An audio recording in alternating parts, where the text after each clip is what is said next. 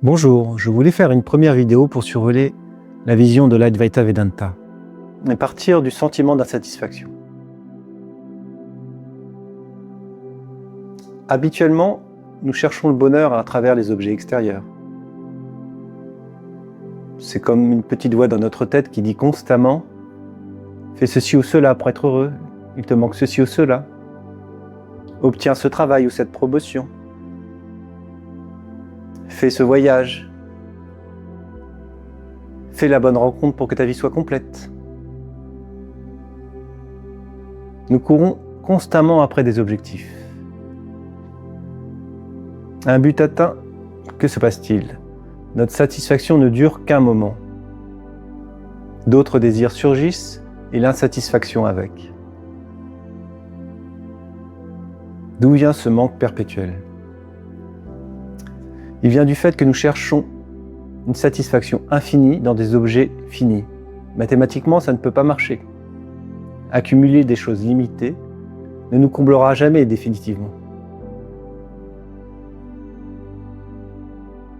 La souffrance vient d'un problème d'identité, d'une erreur d'identité. Prenons un exemple. Imaginez une vague dans l'océan. Si cette vague ne se prend que pour une vague, elle va vivre dans la peur. Peur de sa petite taille, peur des autres vagues, et même jalouse des autres vagues, et peur de mourir sur le rivage. Quelle issue pour cette vague ? Comment résoudre son problème existentiel ? C'est de réaliser qu'en substance, elle n'est pas sa forme, mais l'eau. Et en tant qu'eau, elle est l'océan entier, déjà complet. Elle ne naît pas et ne meurt pas. Sa vraie nature est déjà libre et complète. Et qu'en est-il pour nous ? Sommes-nous ce personnage limité et fragile ? En réalité, nous sommes la conscience pure, témoin silencieux de chacune de nos expériences. Nous n'avons rien à faire pour l'être. Elle est auto-évidente. Elle est là avant, pendant et après chaque pensée. Sans cette conscience, aucune expérience possible. Donc nous sommes en essence cette conscience. C'est le premier mouvement de compréhension à faire. Cela nous apporte déjà une certaine paix. Mais il y a un deuxième mouvement de compréhension à faire, qui est le but de la grande affirmation « Tu es cela » des Upanishads.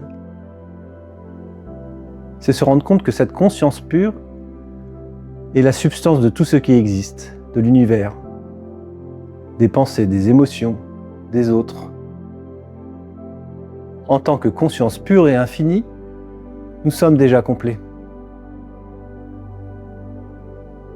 Aucun objet extérieur ne pourra nous compléter.